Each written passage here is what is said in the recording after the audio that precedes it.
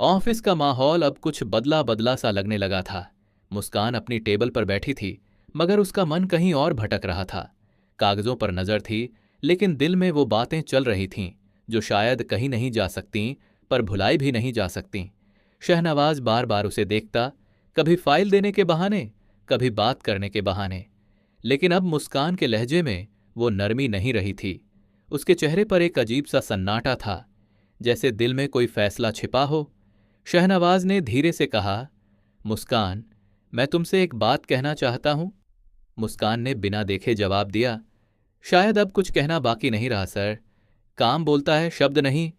शहनवाज के चेहरे पर हल्की मुस्कान आई, मगर आंखों में उदासी साफ झलक रही थी।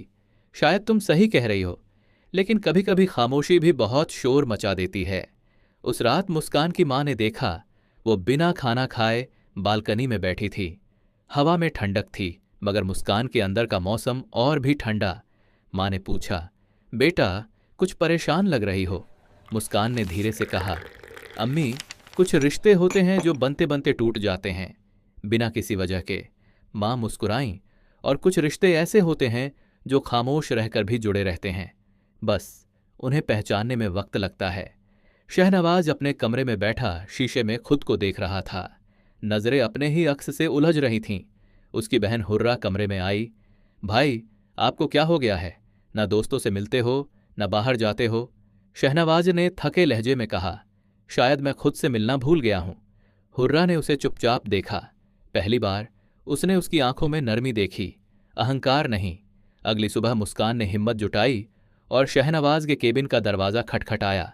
शहनवाज चौंक गया। जी, मुस्कान। मुस्कान ने कहा, पिछले दिनों अगर मेरे लहजे में सख्ती थी तो वो बस एक गलत फहमी थी। शहनवाज ने सिर झुकाया और धीरे से बोला, और अगर मेरी निगाहों में कोई सवाल था तो वो बस तुमसे जवाब मांग रही थीं।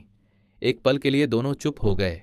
शायद उसी खामोशी में पहली बार दोनों ने एक दूसरे को समझा। बाहर बारिश शुरू हो चुकी थी। खिड़की पर गिरती बूंदें जैसे कोई कहानी लिख रही थीं, मोहब्बत की, गलतफहमी की और एक नए आरंभ की। कभी कभी दिल के रिश्ते शब्दों से नहीं, एहसासों से जुड़ते हैं, और जब एहसास बोलने लगते हैं तो खामोशी भी संगीत बन जाती है।